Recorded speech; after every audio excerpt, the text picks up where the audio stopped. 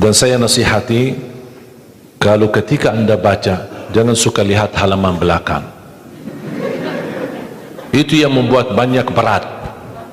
Misal baca Al-Baqarah, sambil dia baca A'udzubillahi minasyaitonir rajim, Bismillahirrahmanirrahim, Alif Lam Mim, Dzalikal kitabu la raiba fihi, hudan lil muttaqin, alladzina yu'minun.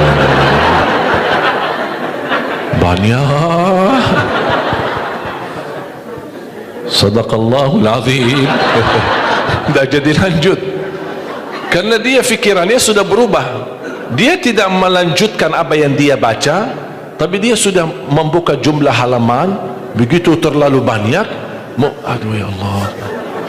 Bukan saya tidak mau, masalah tidak ada waktu. Memperhatikan Al-Quran itu sangat kemuliaannya buat kita. Semakin banyak perhatikan Al-Quran, semakin manfaatnya buat kita. Contoh ayat Al-Kursi, satu ayat. Rasulullah SAW bersabda, "Man qara'a ayat Al-Kursi dubura kulli salatin laysa bainahu wa bainal jannati illa an yamut." Barang siapa yang membaca ayat Al-Kursi setiap habis salat fardu, tidak ada sesuatu yang mampu menghalanginya masuk surga. Ayat Al-Kursi ini satu ayat menjaminkan kita masuk surga. Kalau satu ayat menjaminkan kita masuk surga, gimana suratul Baqarah seluruhnya? Gimana lagi 30 juz Al-Quran? Kata Siti Aisyah radhiyallahu anha, jumlah tingkatan dalam surga Allah sesuai jumlah ayat Al-Quran. Oleh karena itu tidak ada yang lebih tinggi di dalam surga Allah daripada Ahlul Quran. Karena nanti Ahlul Quran ketika masuk surga, Allah suruh baca dan naik. Baca sebagaimana kamu baca di dunia, dan naik posisimu dan darjatmu di dalam surga. Baca naik terus, baca naik, sambil bersama Nabi Muhammad di derajat yang tertinggi di dalam surga Allah. Ini semua berkat Al-Quran. Belum lagi syafaat Al-Quran, belum lagi anak penghafal Al-Quran menhadiahkan 2 mahkota untuk kedua orang tuanya, belum lagi setiap satu huruf dapat 10 kebaikan, belum lagi Al-Quran akan menemani kita saat sakratul maut, belum lagi Al-Quran akan temani kita saat menghadapi mungkar nakir di dalam kubur, belum lagi saat dibangkitkan oleh Allah akan bersama Al-Quran sama kita, belum lagi saat dihisab Al-Quran akan menemani kita, belum lagi saat kita berjalan di atas sirat Al-Quran masih berkenan menemani kita sampai ke pintu surga. Bahkan ketika masuk surga Al-Quran tidak akan tinggalkan kita, masih terus masuk bersama kita di dalam surga sampai naik derajat yang tinggi di dalam surga Allah Subhanahu wa taala. Kewajiban kita cuma satu, coba berapa panjang balasan Al-Quran sampai ke surga, tapi diminta cuma satu, berkenan menjadikan Al-Quran teman kita di dunia. Temanilah Al-Quran, akan Al-Quran berkenan temani kita sepanjang hayat, bahkan sepanjang perjalanan kita menuju surga. Itu kemuliaan Al-Quran. Cukup ada seorang ulama dari At-Tabi'in bernama Abdullah As-Sulami, Abu Abdurrahman Abdullah As-Sulami, Abdullah bin Habib As-Sulami. Ditanya, beliau 70 tahun mengajar Al-Quran. Ditanya, wahai imam, apa yang membuat kamu sabar sampai 70 tahun mengajar Al-Quran? Kata beliau, yang membuat aku sabar dan minat menjaga keistiqomahan, bersabda Rasulullah sallallahu alaihi wasallam, khairukum man ta'allama al-Qur'ana wa 'allamah, sebaik-baik manusia yang mempelajari Al-Quran dan mengajarnya. Itulah ingin saya menjadi orang yang baik bagi manusia, sebagaimana bersabda Rasul, itulah yang membuat saya sabar dalam mempelajari dan mengajar Al-Quran. Siapa yang tidak mau jadi manusia yang terbaik menurut Rasulullah sallallahu alaihi wasallam? Itulah bersama Al-Quran. Mohon maaf, siapa Ali Jabir? Hamba yang biasa, banyak kekurangannya. Yang Allah anugerahkan kemuliaan bukan karena siapa-siapa, tapi karena Al-Quran. Dihormati, didepankan, dan semua orang penghafal Al-Quran, berapapun usianya, dihormati, didepankan, dimuliakan. Semua berkeinginan bisa bersalaman. Kita melihat dan menonton acara Hafiz Indonesia, Jangankan anak-anak, bahkan yang cacat luar biasa Allah tunjukkan bagaimana kelebihan Al-Quran. Yang buta bisa hafal Al-Quran, yang lumpuh badannya dan jasadnya seperti alana yang tidak bisa jalan hafal Al-Quran. Naja yang luar biasa dahsyat, otaknya terganggu tapi bisa hafal Al-Quran. Dia tidak bisa baca, kasih Al-Quran suruh baca, dia tidak bisa baca. Tapi ditanya tes hafalannya, hafal. Berapa ayatnya? Hafal. Nomor berapa? Hafal. Kanan kiri hafal, atas bawah hafal. Allah menunjukkan kepada kita, Allah tidak akan melepaskan Al-Quran menjadi jaminan ditolong. Inna nahnu nazzalna dzikra wa inna lahu lahafizun. Kami telah menurunkan Al-Quran dan kami akan menjaganya. Di antara terjaga Al-Quran secara fisik, terjaga Al-Quran secara tulisan, terjaga Al-Quran secara suara, dan terjaga ahlul Quran, para penghafal Al-Quran. Oleh kerana itu jamaah sekalian, selalu saya mendorong masyarakat, kalau kaum muslimin muslimat di Indonesia merasa dirinya gagal menjadi penghafal Al-Quran, jangan putus asa, tetap masih anda bisa menjadi ahlul Quran. Ayo kita lipatkan diri kita melalui yang jadi saham atau saksi baik bagi kita di hadapan Allah, melalui infak kita, sedekah kita, zakat kita, wakaf kita, apa saja, supaya kita datang di hadapan Allah. Ya Allah, mohon maaf, saya belum bisa hafal Al-Quran, tapi hartaku menjadi saksi untuk membantu dan menolong Al-Quran dan binaan Al-Quran. InsyaAllah termasuk ahlul Quran dan mendapatkan syafaatnya Al-Quran di hari kiamat, dan amalan itu menjadi sedekah jariah yang menalirkan pahalanya sampai hari kiamat. Semua harus bisa berjuang. Tidak boleh ada orang berkata saya tidak bisa hafal. InsyaAllah anakmu bisa hafal. Kalau anakmu belum bisa hafal, InsyaAllah cucumu bisa hafal. Kalau itu pun tidak berhasil, InsyaAllah saham walaupun sedikit seikhlasnya bisa menjadi saksi baik. Infaknya, sedekahnya, ikhlasnya, zakatnya, wakafnya, semua bisa menjadi saksi baik. Karena kita mendapatkan sebuah kemuliaan Al-Quran. Al-Quran kitab suci yang tidak ada keraguan di dalamnya. Sayang sekali kita bisa kehabisan berhari-hari tidak baca Al-Quran.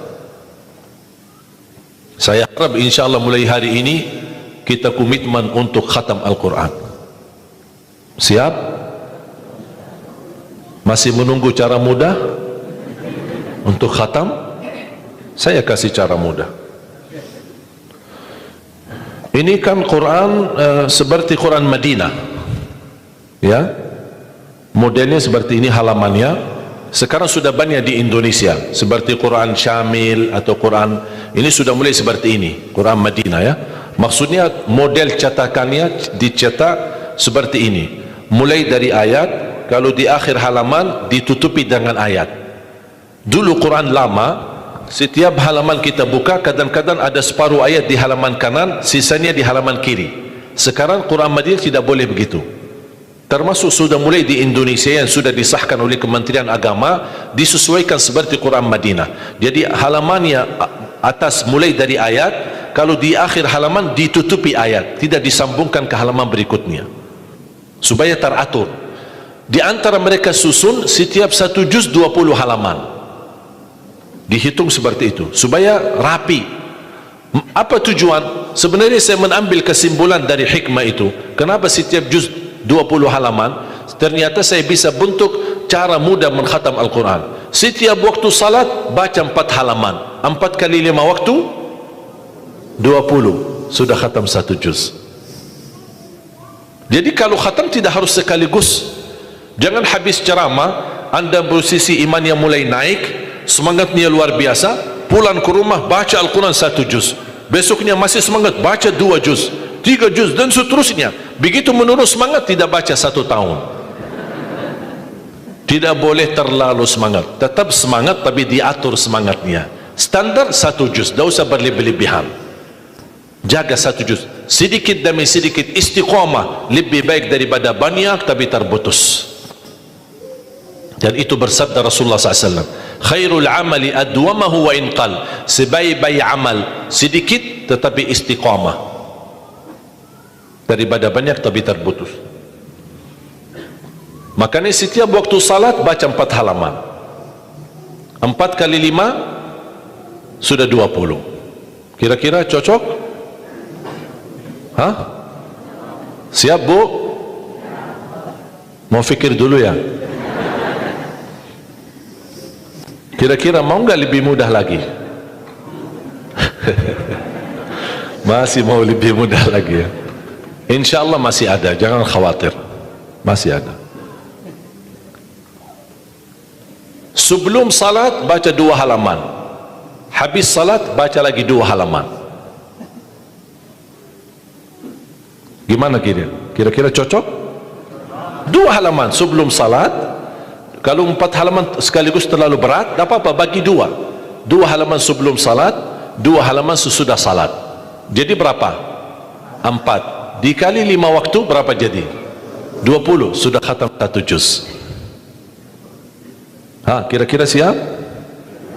2 halaman 1 kertas.